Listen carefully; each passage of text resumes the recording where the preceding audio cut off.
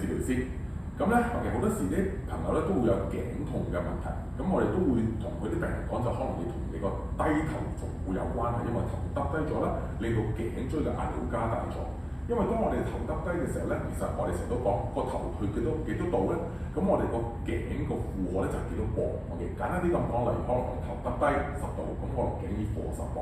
如果我哋去到90度，咁我有90磅嘅重量喺我哋頸嘅位置。所以呢個咧情況就唔難怪點解當你耷低頭耐嘅時候咧，你個頸就會有個痛楚情況。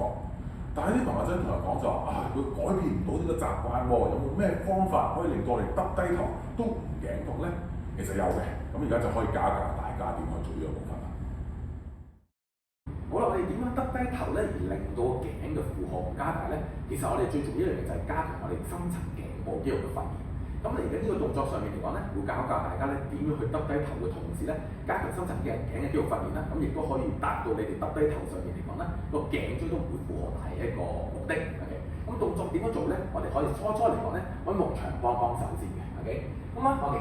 同時嚟講就會貼住埲牆啦。OK，咁你感覺到個頭骨咧就會枕咗喺埲牆嘅位置。我覺得要做嘅話咧，你要想像有條線啦。OK，後面有個力咧向上拉。OK， 係啦，將個頭向上拉，咁然後盡量就係將個下巴咧 ，OK， 會收咗落去啦，因為向上拉，咁盡量耷低。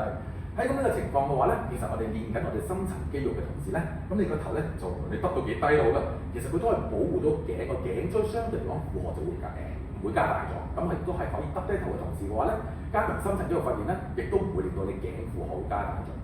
咁但係當然啦 ，OK， 咁如果你唔係用呢個方法去做嘅話咧 ，OK， 咁我哋就咁普通耷低頭咧，其實頸椎負荷都會大 ，OK， 咁所以大家都要留意翻呢個部分。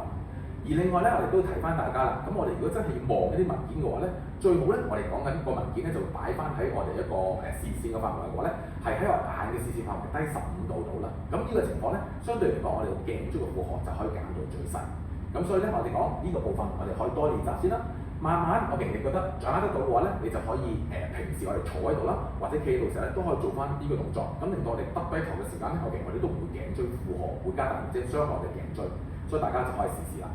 大家都想第一時間咧收到我哋啲健康嘅信息啦，咁同埋支持我哋咧，咁記得咧就 like 啦、share 啦、comment 啦，同埋咧撳個鐘仔 subscribe 我哋嘅 channel 啦。